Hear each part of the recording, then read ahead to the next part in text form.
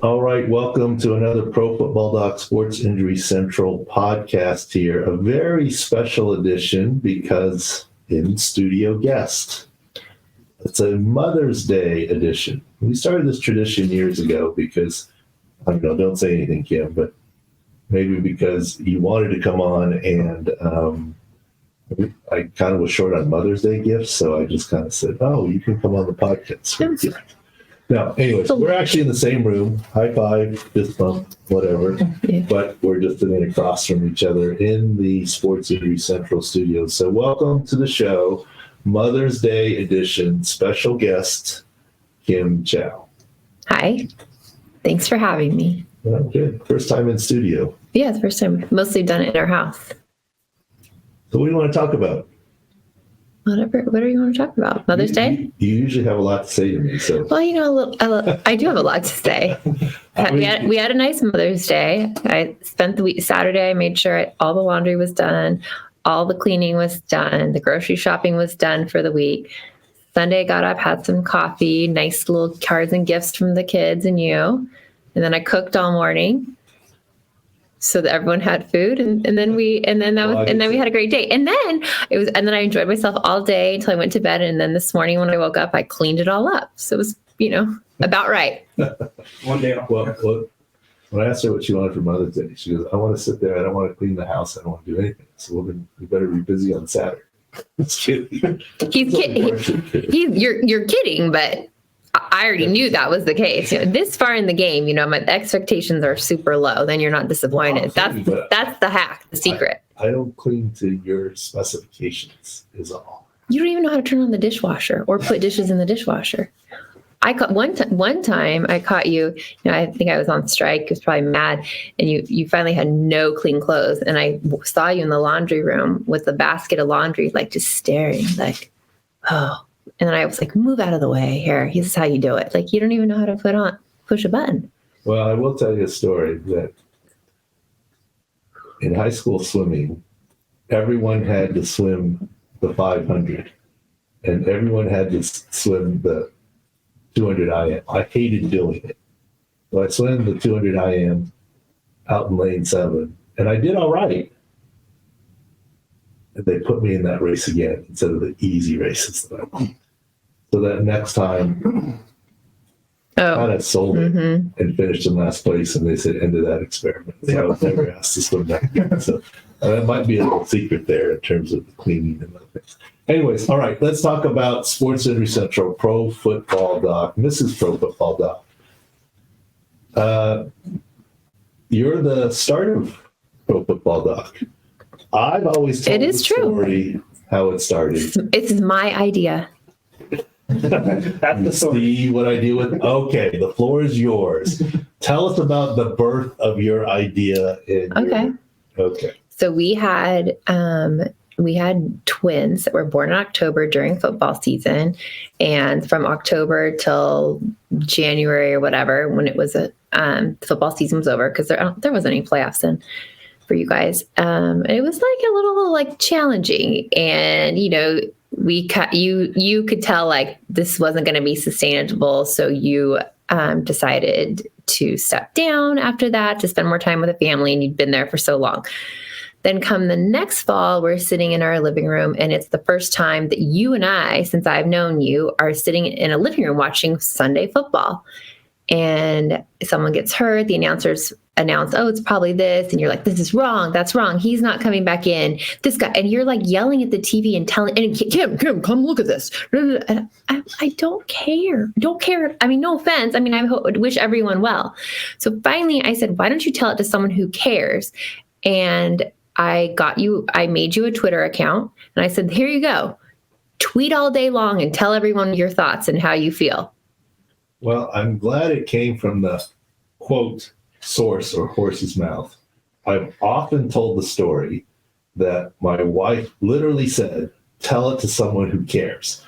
And then you correct me and say, make sure you tell everyone that it was very kindly said to me. But now you see the real emotion of it was really stop bothering me and tell it to someone who cares. We were early on in our marriage. That was almost over some time ago. Now I'm like, tell it to someone. I don't care. Yeah. So all I know is I didn't know what Twitter was. Okay, so there is a true story from the. And you didn't know how to log on or do anything, and that theme has still don't really know how to. Well, that's why I have IT here, Taylor, and IT at home. You. No. Okay. So I really appreciate how you skipped by the part. I thought you were going to go there when you said we had the kids in October and you left for a road trip while your kids and I were still in the hospital. Well, I can go there if you'd like me to. I thought you were going to go there. So that's germane now. Manny Machado missed a 3-game series with the Padres in Colorado to have the birth of his child. And very nice. The who was it again that recently, I'm forgetting. Oh, Rudy Gobert. Rudy Gobert, birth of his first Jake child. Matthews earlier. Missed a playoff basketball game for the birth of his child. And Derek White Celtics last year did the same thing as well. Thoughts on that? Athletes, Kim's a big sports fan. Big Padres. She likes the Padres probably more than Davis does. I like baseball. I grew up in a baseball family. I like baseball. I like sports. I played sports. I'm a sports Padre person. player, wife is having a baby. Let's say first baby. Should he to take a 3-day weekend? Well, here's what I think. Miss the game, don't miss the game? Here's what I think. Talking about baseball, it's a long season, right? It's early in the season. So in this time, I think I can look over it. If this is October, November, and we're like playoff bound, I mean, I'm kind of like, no, suck it up a little bit. Like schedule the C-section, schedule to be induced. However, I did think about this when we were talking about it, potentially, which I didn't do if I was pregnant again, I might do, maybe his wife really wants to have a natural delivery and doesn't want any medical intervention. And I think if I was pregnant now in our current climate, whatever, I think I would opt for that too. So maybe there's more to the story. I think good thing it's early on in the season, but later on in the season, ending into playoffs, no. Those basketball guys you're talking about, I don't follow basketball too much except for college. I would be like, no way. And I also think culturally, a football player to miss it for that would be like, because the season's so short, there's not that many games. Yeah. Well, short relatively. And we talked about this in separate video here. And I can see it both ways. There certainly was commentary from a former player saying, what difference does it make? Your kid isn't going to know that you were there. Well, you're not doing it for the kid. Your wife. You're doing it for your wife, and you're doing it for yourself. Yes, it's great. For yourself, too. I mean, it's special. Right? There's something special about that. Baby comes out, they're crying, the dad comes over, soothes the baby, and the baby stops crying. It happens all the time. Does it make a difference if it's, in your mind, if it's the first child versus the second or the 10th? Phillip Rivers, yeah. I mean, not really. It's such a special moment. I mean, the birth of like all 3 of our kids were 2 were at once. I mean, I think I only went to 2 births. I think that, I think our second child's twins. birth. The first one were twins. Okay, so but our second child's birth was almost even more special because we weren't so the twins were a little little emergent, and we were more calm, so we could take it in a little bit more. Don't you think? I mean, we kind of, it was old hat. Now we had 2 4-year-olds. This one was quote a pseudo emergency or urgent C-section. Yeah, twins and the whole thing, and they weren't expected for another month. Yeah, so I wasn't sure what's going to happen with the season yet. They weren't in a position to be induced yet. It was a pseudo emergency. You called me and said you're going to go back to the hospital, and I get over there, and they hadn't scheduled anything yet. And the doctor, who I know pretty well, which probably led to this, I usually, I've worked with this OB-GYN. We've induced other kids and other things, and she comes in, makes it, and I know her really well, and says, okay, so let me tell you what's happening, and this is why we need, so really for a spiel to convince me. I said, look. The whole hospital was nervous about you walking in. They're like, oh, is your husband here yet? I'm like, it was in that moment where I was like, and the anesthesiologist didn't want you, it was I'm like, he's not that scary. He's actually I'm the boss. I'm the scary one. I'm the boss. You should be afraid of me, not him. Yeah. Anyways, I said, wait a second. I appreciate everything you're going to tell me. and I want to finish the conversation with you. I'm telling the OB. And I said, is there any decision to be made here, any question about going ahead with the C-section here? She goes, no. So let's just go. Get everything in order. Tell them to start rolling back and doing what you need to do. Whatever else you need to tell me, you can now tell me. But if there's no decision to be made, let's just go do it. Well, But you can fill me in as we get the wheels rolling, so to speak. and on the heels of Mother's Day, what was the next thing you did? The good son-in-law you are. What did you do? You sent my mom a text and you said, get in the car. Start driving, because my parents lived in Orange County. Yeah, well, there you go. There you go. Well, so that might have been self-protection for me too. Right? No, anyways, so you're okay with, now, you made a good point, okay? Everyone made a big deal about Rudy Gobert. It's a playoff game, oh my gosh. Mhm. He didn't miss a 7-game series. He missed 1 game. Mhm. You could argue that's the equivalent of a running back in football getting his ankle retaped and missing an offensive series. Yeah, that's a You good could point. argue that, Mhm. right? And this is where I say load management. The NBA gets killed for load management. The load management happens in baseball routinely, that we accept it. Shohei Ohtani, his back was probably load management, rest on yesterday's game, Mother's Day game, Dodgers versus Padres. And load management in the NFL happens all the time. You're only going to take red zone snaps, alternate series, do certain things. But since they still play in the game, there isn't the glaring absence. But I always liked it with 16 games. 17 makes the math too hard. But just approximation, 16, 17 games versus 82 in the NBA, it's 5 games. In baseball, it's 10, 162 versus 16, 17. So each win or loss in the NFL is equivalent to a 10-game Major League Baseball winning and losing streak. And that's, 10-game losing streak, you're having clubhouse meetings. 20-game losing streak, which I think 80% of the teams in the NFL have lose 2 games in a row in a season, the manager's fired. I mean, so that's just the difference. That's a good In point. terms of what's happening. Yeah. But my joking point is that I was there for the birth, obviously. It was on a Tuesday. And then I left for a road trip that weekend. Do you remember what week it was? And we were in Cincinnati. We played Cincinnati, whatever week it was, October 23rd week. October 23rd is the birthday. My recollection's correct. We were coming back from Cincinnati. It was Cincinnati. It was Cincinnati. Mhm. Sure remember that. And the It's also hospital- like I'm like East Coast away trip is like, And the oh, hospital calls me on Saturday saying, your wife's ready to go home today. I'm like, nah, it's going to have to be tomorrow. I'm sorry to tell you.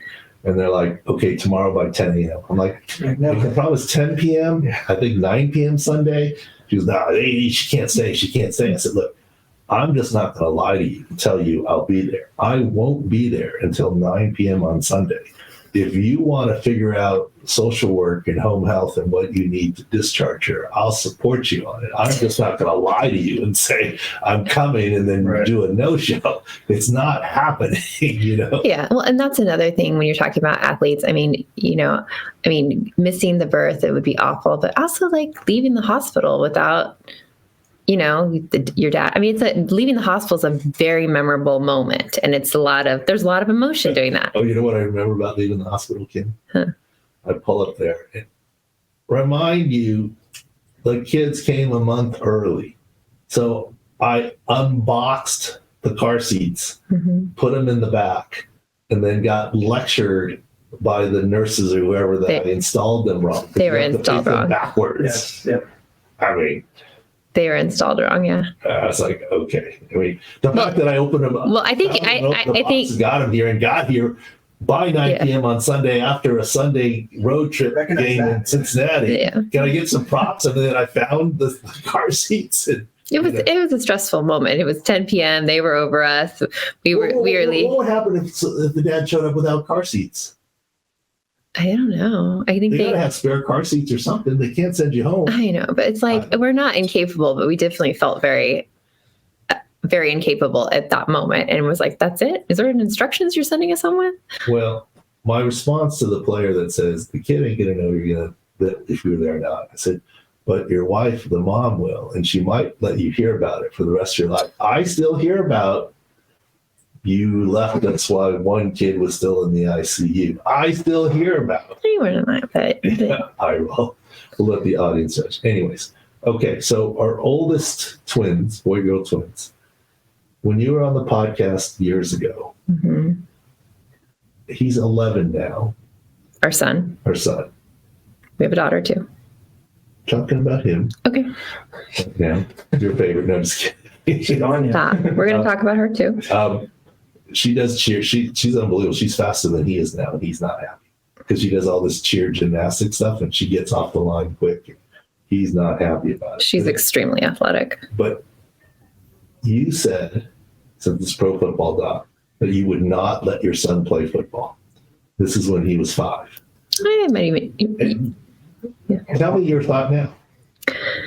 Well, since then, I've had a little bit of change of heart. Like, you know, all parenting things, never say never. So I think that I would not force him to play football, but if he wanted to play football, I think it would be fine. And there's a couple reasons why I think it would be fine. One is that he's an athletic kid. He's a good baseball player. He likes basketball and stuff. Is he going to do anything with football? No, he's he could toughen up more, but he's a little soft. Like he's not the guy that's going to be there like charging, tackling. He's going to be a defensive back that kind of shoves someone out of bounds every once in a while. He can run a little bit, but I also think that for young men, the camaraderie of a team and sports. And at the time we were talking about this, he wasn't really into sports, and we didn't see. Since then, he's played a lot of sports, and we've seen such the benefit of the team sports, the coach, the atmosphere. And so I think that playing high school football for him, we're fine with he played water polo or something like that, but he's just not interested in that. That I think that the benefits at this point outweigh the risks of playing football for our son individually. Well, that was a hot topic when he was 5, and I did a lot of shows, and people said, "You let your son play football?" I said, "If you ask my wife, she would say no, but that's a fluid decision. I don't have to make the decision right now." Mm-hmm. This is when he was 5. And I said, "We'll see what happens." But I do talk to parents all the time. So should I let my son play football from a medical perspective? And what I would always say is football is not a contact sport. Football is a collision sport. Mm-hmm. Basketball is a contact sport. There are injuries. And yes, everyone worries about head injuries. Yes, that's a concern. Ultimately, I'm most worried about spinal cord injury because that is just unbelievable. When you bring that up, yeah. But the higher likelihood is a shoulder, knee, ankle, is that the other injuries. There are injuries in football. I looked at it this way. Here's what I told other parents many times. If your son likes water polo or tennis as much as he likes football, have them play water polo or tennis. Mm-hmm. The injury risk is much, much lower. But if your son loves football and really wants to play football, that's going to be your choice. And look, here's the other thing that I've changed my mind over time for the audience here. I don't know about where you all live. Like when I was younger, a long time ago, I could pick up a sport and make a team. My parents didn't have me in basketball, didn't have me in water polo. I played water polo because my older brother did. I started playing the summer before freshman year, and I got into it. Thus, I actually never played football. It was a fall sport. And all of a sudden, I was like, wait a minute, what about football? I was already embedded in water polo. It might have been purposeful by my parents. Whole different story. I made the basketball team my freshman and my sophomore year. I never played in a basketball league or travel ball. I played on the playground a little bit. Mm-hmm. Yeah, I can't do that anymore. Now, I didn't play as a junior and senior because I was only 6 feet tall, and I never learned to play facing the basket. I only learned to play with my back to the basket, and that worked fine as a freshman and down low and doing other things, and maybe a little bit as a sophomore. As a freshman, I started as a 4. By the time I was a sophomore, I was one game, Mike playing films, I played 1, 2, 3, 4, and 5. I was a nobody. I couldn't do a whole lot. And by varsity basketball, I wouldn't make the team because I didn't play year round. But nowadays, you cannot make a team sport for the most part in high school without playing travel ball or other things, Club, other leagues yeah. much earlier. Soccer, you can't make a team in high school if you don't play soccer, at least not in California. Baseball, no chance. You can't pick up the sport and play. Basketball, no chance. And you have to be tall and what have you. Look, there are no-cut sports like track and field, like cross country in the fall. Is it really a team sport? You can argue it is, you can argue it isn't, but it's just a different feel. So there are some no-cut sports, but football is the last remaining maybe no-cut sport. Because of numbers, they let everyone participate. Now, does that guarantee playing time? No. But you get a helmet and uniform, you're part of a team, and you get that feel. So that and it's the one sport that like they really, I think it's like because you need the whole squad to practice and where you really feel part of a team. Where like basketball and baseball, sitting the bench, sometimes you're not like, you still feel part of the team in football. Well, in football, and I think that's the camaraderie that we're talking about. We don't expect them to start. Typically, the star quarterback still sets half the game or more, right? Between special teams and defense. So there's a lot of back and forth. And this is actually where, at least in Southern California, rugby is growing. It isn't as collision-based as football. And obviously, I do a lot of rugby, and it's a team sport. And it's also a sport you can pick up in high school and otherwise without having done a lot of it. Well, because kids aren't doing it, but they're not at 10 years old, 11 years old. Like Davis has been on a club basketball team, high-level baseball teams for the last 3 years. And if he takes a break, there's no chance. I saw Davis always playing football for this reason. Number one, he sees his dad do all this stuff with football, and he likes watching football. So, there's going to be that influence. And as soon as we let him, and we did early on, play flag football, I mean, the horse is out of the barn. He's going to want to play. Now, the question is, when he gets to high school and he gets hit for the first time, does he like it or not? Well, that's why I don't know. Well, and I have thoughts of him, playing Pop Warner, but there's some of these new programs that kids in middle school start, and it's like, it's more training and they learn how to tackle. So I'm like, we're interested in those things. We'll defer to you on if that's beneficial or not. Yeah. I mean, look, beware of concussions, but that's not the biggest worry. And to me, it's not about age and when you play, it's about size mismatch, right? I mean, let's say you do play in a pre-high school league. Let's say there's 12-year-olds. There's some 12-year-olds that have hit puberty and some 12-year-olds that have not, or 13-years. I mean, you got to have them physically matched. Yeah. In order to play. And our kid's still, he's pretty small still. Yeah. But right now he's okay with all of his friends the same age for the most part. But he's in Bronco baseball right now, Pony League baseball, 11 and 12-year-olds. There's some 12-year-olds that are way bigger than he is. You couldn't do an 11 and 12-year-old football. That would not work. Tackle football. Yeah. So anyways, I'm sure lots more will change. But so, Kim, you adapted. You're okay. Yeah. But it also, he has to want it too. Like if he doesn't want to do it, then. But I have a rule. You have to do something. So if not, he'll be running cross country. So football he might do. Right now, he's defying one of my rules. He's been doing baseball basically all year round in different forms. Yeah, not same. But he does other sports too. And basketball. I want him to stop and take an off season for baseball. So, Well, he doesn't really want to. We try it. Who's the boss? Oh, we discussed that already. Okay. Well, I'll let you tell him that. But okay. You want the boss me to tell him that? Okay. I crowned you about 10 minutes ago. Until it comes down to something, then you're bossier. Bossier. Okay. I look at it this way. I don't make any of the small decisions, but I have veto power. Yeah. Bill, you're talking about kids and over. Wait. She's the boss. I'm the Supreme Court. Checks and balances. What's where are more injuries? Dylan's cheerleading or kids football? Oh, for overuse injuries, no question. Cheerleading / gymnastics, more injuries than football. She's had a lot of injuries this year. Yeah, but it doesn't get the headlines of football. Nah. You get all kinds. Dad has become quite relevant in her little athletic career this year.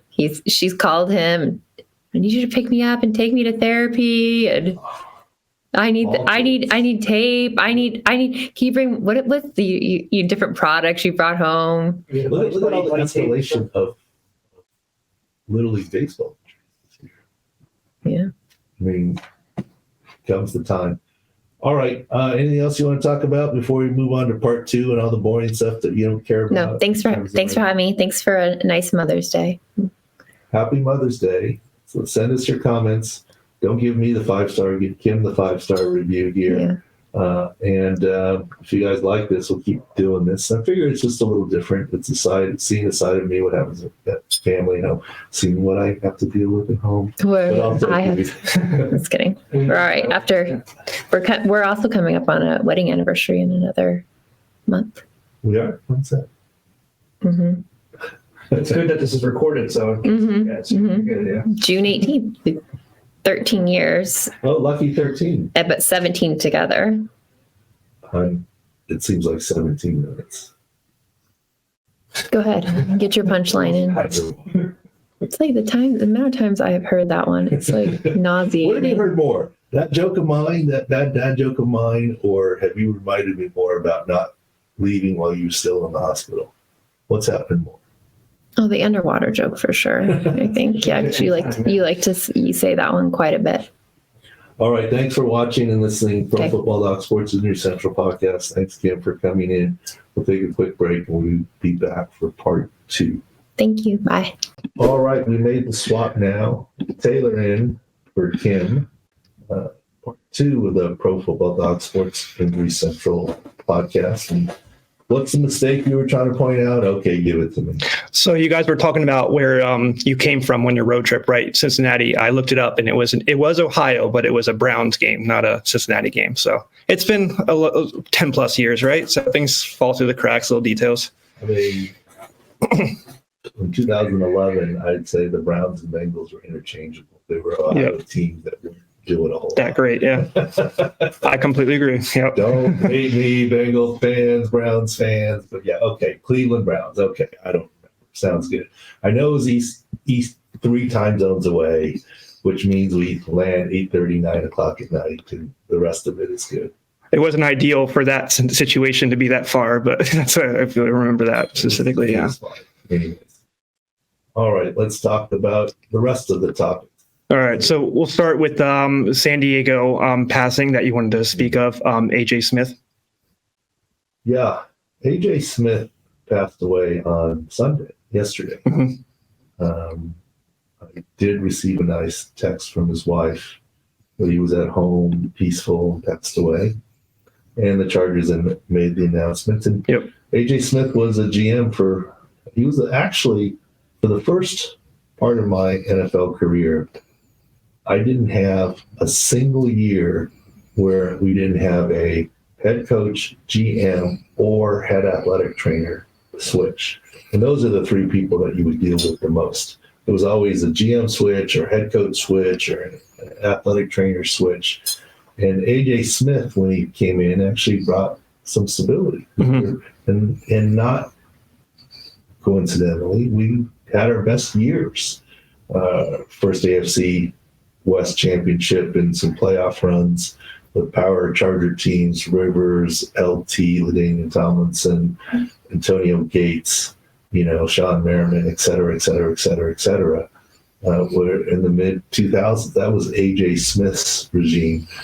I respect AJ a lot. I do. In San Diego, to be fair, he wasn't fully beloved by all players and all fans. He was very distant in a lot of ways. And he and I had a really good relationship. I respected AJ a lot. His son Kyle, daughter Andrea, wife Sue, the whole deal. And AJ was all business. A lot of very little bark, you could say, but reputation was all bite. And I noticed we had a great relationship. I noticed there was something different about AJ. We used to have a guy from the equipment room in the summer off season. He loved doing videos. He would make a quote home movie, and he'd film it at the facility, and we'd show it at the first preseason road trip on the plane. And it was something people looked forward to. It was fun. And one year he got AJ Smith, the GM, to star in the movie. AJ Smith is known for being serious and To himself, away from the players, yeah. never back up. And he agreed to be in a home movie with Kevin Duddy. I mean, the reason why I felt like he agreed to do it, it was a Western. And he was cast as the sheriff. He probably loved that, yeah. And that is the reputation. I never saw him up an offer to a player. Say, this is what you get. I'm not upping the offer. The only exception was Chris Dealman, who one day we'll tell that whole story, but we're here to talk about AJ. But AJ didn't up Dealman's deal. Dealman didn't want to go to Seattle. He and his agent came back, and AJ said, no, I'm not. It's about my word now and about the future.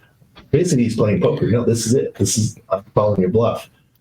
Dean decided to operate. The owner decided to up his deal, and AJ was fine with it. Said it wasn't me, it was the owner. So he liked that sheriff mentality. But AJ Smith, here's why I respect him a lot. On occasion, I meet with him every Monday. The vast majority of the time, he never wanted to talk. Give me the rundown of players. Okay? We got a plan for that. Okay, we got a plan for that. Okay, how long? Very businesslike. Every other GM that I dealt with, for the most part, like, oh my gosh, it's horrible, not good, this, that, the other. AJ was all business. Because that's what I'm here. Yep, okay, how many weeks? And just very businesslike. And the vast majority of the time, we never had any chit chat. But every once in a while, there would be a lot of chit chat. And he would tell me a lot about his makeup. You know, some of his principles were rather get rid of a guy 1 year too early than 1 year too late. And you've seen that with some of the veterans that he dealt with. He'd rather pay a guy early than late because you get him locked in for cheaper. And there were some holdouts as a result of that, and he got some deals done. So he really lived that a lot.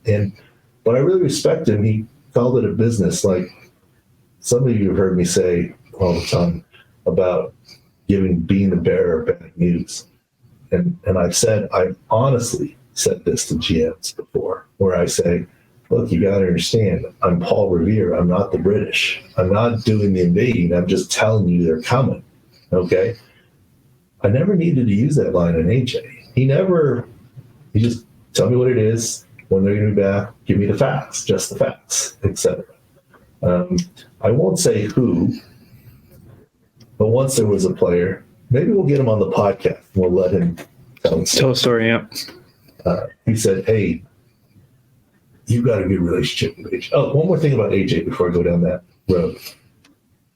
One time I asked him, how come you don't go down into the locker room or get to know players like all the other GMs and don't mingle with them? And he said, because I'm here and I'm paid to evaluate talented people on the field. And that I don't want to cloud my judgment for my liking the player or disliking personally. Like, I'm here as a businessman to take care of business. And I don't need to go in the locker room to yuck it up or high five players. And if anything, I'm paid to evaluate their play on the field. And I'm not trying to get my judgment clouded. So that's kind of gives you that. So I respect AJ a lot and feel so bad for his family and so glad he went peacefully.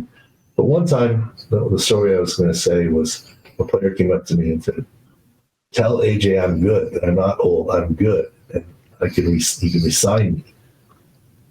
I'm like, buddy, I can't tell AJ anything.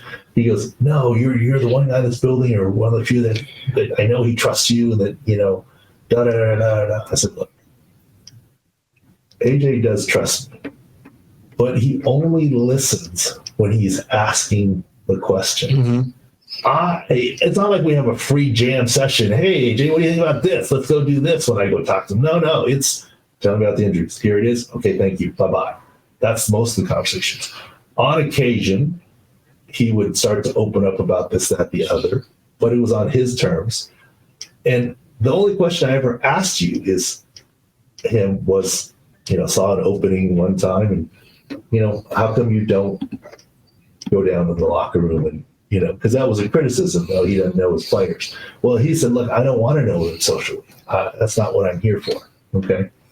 But anyways, so I told the player, you have to, if AJ asks me the question, he'll listen to me for the answer, but I can't bring it up. It's not him. So your job is don't be afraid of AJ. Bring it up. Go up and march up into his office and have a conversation with him, because he's never coming downstairs to you. Right. And tell him what you want.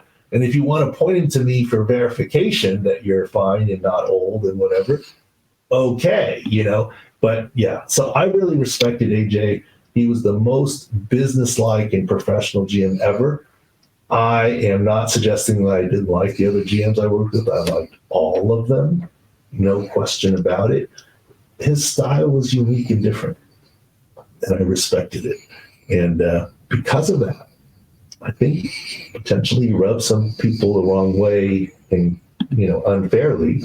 I think it was all part of his thing. He was the sheriff and he was going to run the thing, and he didn't want his judgment to be clouded, and getting rid of a popular player 1 year too early is good business, but bad for fandom. Right. And if you pay players early, you're going to have one or two that don't work out. They're going to say you paid them too early. Meanwhile, you forget about all the good contracts you got him under. So I think I understand AJ. I prayers out to him and his family here and in his passing. I wanted to salute him a little bit here. I appreciate that. Doc, next topic, I guess we'll lead in heavy hearts, right? Is the next Jason Kelsey and Secretariat conversation.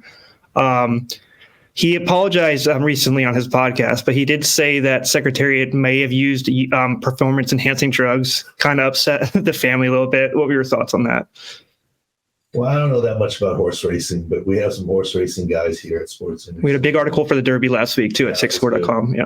And here's the thing that I would say. I get why Jason Kelsey is getting some grief for it, staying in lane, it's not your thing. And there's no question, and he apologized on his podcast. I get it. I get why he would do that. He's not afraid, but Jason Kelsey wouldn't want people saying, well, didn't you use HGH early in your career? You had, there wasn't even HGH testing and you could have gotten away with it later on. It's this, that, the Nobody wants that about them.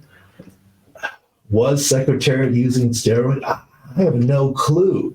No clue, and I wouldn't want to opine on it, but I get why Jason Kelsey said it. Steroids weren't tested for in 1973. Secretariat blew through all these records. Steroid testing came into effect in 1976, I believe, which means it probably may have been around. And if you look at transcendent players or athletes, we'll call Secretariat an athlete, that blows through. Look, I think Secretariat still holds a Kentucky Derby record. 1973. Name one record that's still held. 30 plus years, yeah. 30 plus years, well, 40. Yeah, 40, yeah, yes, true. Yes, 50 yeah. years. In track and field or horse racing or whatever. So I get where that is. Wayne Gretzky's the only one I could think of, but that's even close right now. There's people that are near that. Yeah, cumulative record. True. No, it's this is a one-time, which makes it much different. Record, yep. Right? Cumulative records are different stories. Yep. Yeah, you're right. There's a lot of circumstances. This is a one-time, one season. It's like someone hit a baseball 600 feet and no one's hit one 500 feet. It's that. It's kind of I can agree with that. Yeah. And Barry Bonds, obviously steroids. He had a transcendent. He also was the best. When I get where the suspicion comes in, right? And I'm not saying Secretary did or didn't. I have no idea, but I get why people would ask the question. And apparently, an autopsy, he had an enlarged heart. Mm-hmm.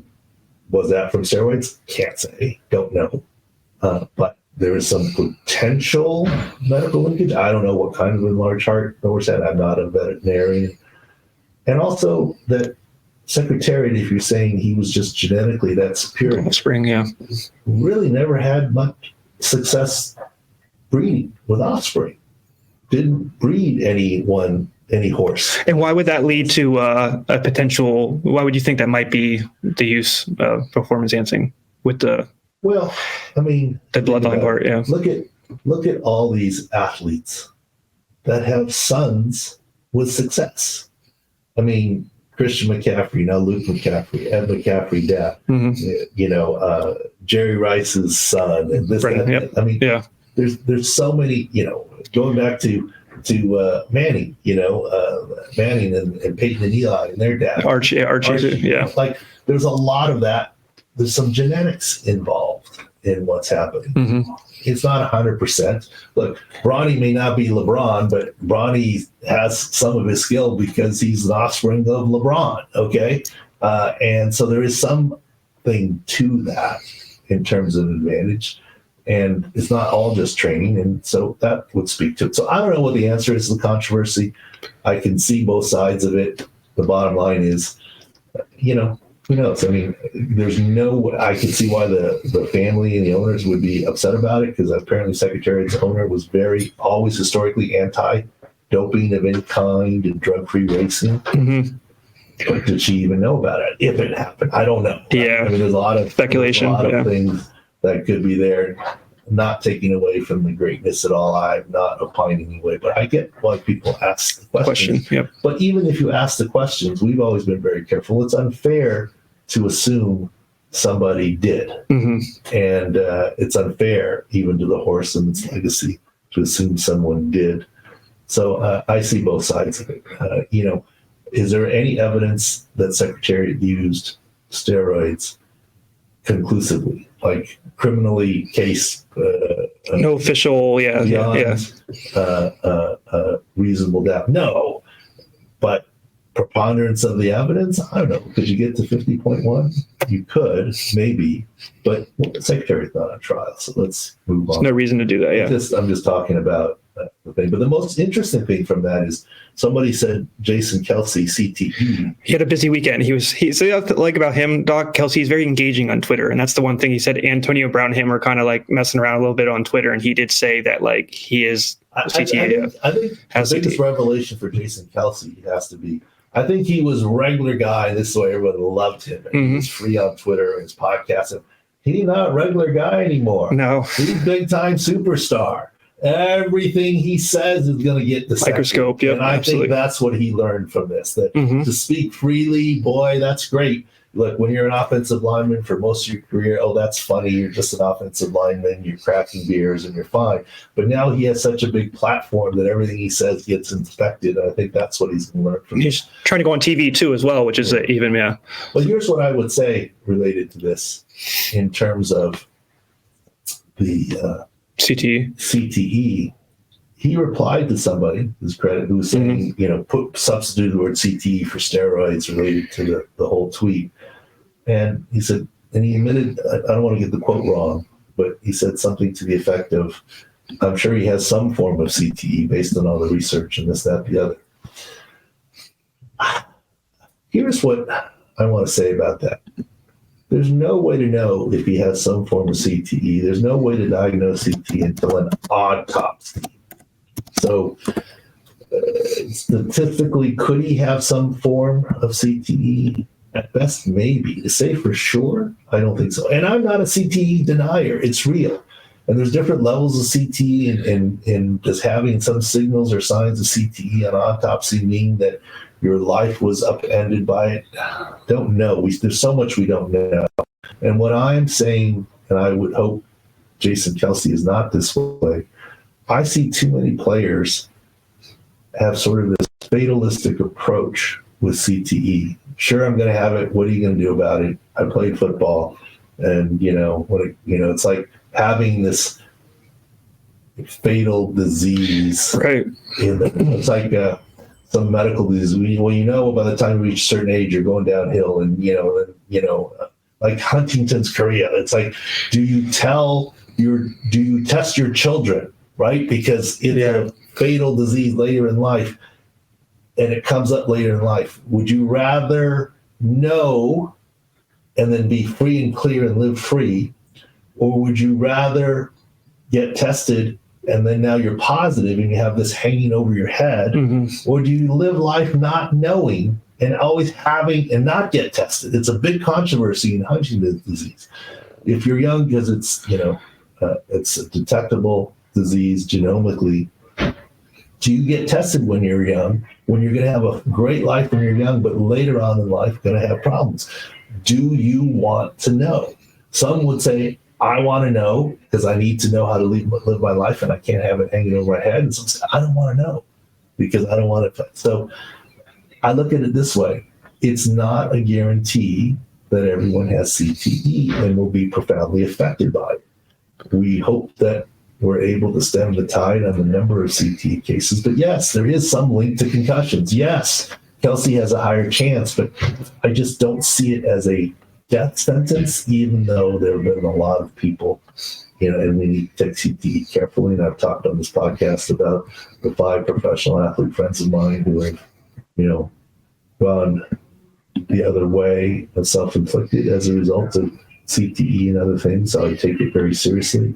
But I don't want athletes like Jason Kelsey to think that their CTE is... That it's guaranteed, it's guaranteed, yeah. Yes. Next one I had, Doc, there's a pretty controversial quote by Austin Rivers recently about players playing in NBA players playing in the NFL. He said, I can take 30 players right now in the NBA and throw them in the NFL. You cannot take 30 NFL players and put them in the NBA. And he said that on the Pat McAfee show earlier last week. Oh, I have so much to say about this, Taylor. I have a lot to say about this. I've worked with NBA athletes. I've worked with NFL athletes. I've worked in many different sports and crossover. And let me just tease it by saying, in some ways, he's completely right. In some ways, he's completely wrong.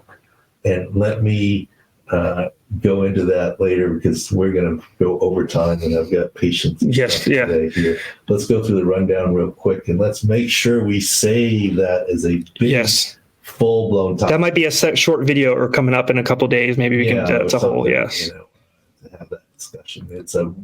I got a lot to say about this topic from a medical and physical perspective that hopefully will put some light onto it. Like I said, agree and disagree at the same time with his statement. All right, let's go quick through the multiple sports that we cover at sixscore.com. We'll have an NBA promo this week as well. We won our last 2 guaranteed weekends, very big. Personally, I've been using our stuff like everybody else has that is assigned to our site. Lowest 6 score is the Knicks, right? Because OG's out. I did a little wager for myself, huge plus money. It's now minus 120 series price for the Pacers to beat the Knicks. This is when the Knicks were up 2-0 going into Indiana. Doc helped me a little bit, but I don't wager. Okay. I got the GF to hop on too, which is surprising, but no, the GF never hopped on. Yes, so no. You better win this one. Look, you got to think about it because the GF hopped on because you got plus 950. Yep. You're thinking, you get $100 wins me almost 1,000. I'm in. So. It was an easy sell. I'll say that. Yeah. I just looked at it this way. Yep. Sure, the Knicks were up 2-0. But what do they always say? The series doesn't start till a road team wins. They won 2 home games. You could argue now they're 2-2. The series hasn't started yet. Mm-hmm. All home teams have held serve. But the Knicks are injured. Brunson's foot is not 100%. The OG has not yet running from his injury, the hammy. OG Anunoby is not coming back this series. Mm-hmm. That's what we said when he left with the hamstring. And Mitchell Robinson and Bogdanovich are also both out too. So they only play 7 guys, Doc, off the bench. That's a lot on these players. Like when you go deeper and deeper in the playoffs, I would assume, right? And another topic that we're going to have to come back to is, does Tom Thibodeau run these players into the ground? Be it Chicago, be it New York now, etc. A lot of different topics today. Partly because the wife came in, this, that, the other, and got patients. Anything else you want to hit real quick? We'll save some of these topics for next time.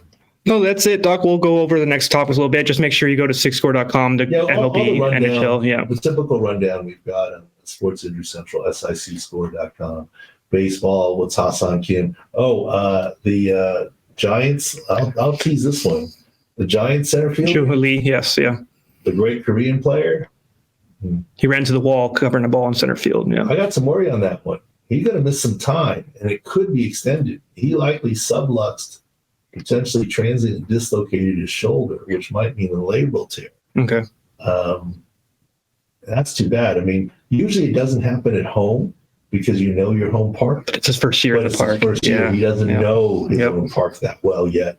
And he was coming hard, and Saw the way his arm hit the top of. Yeah.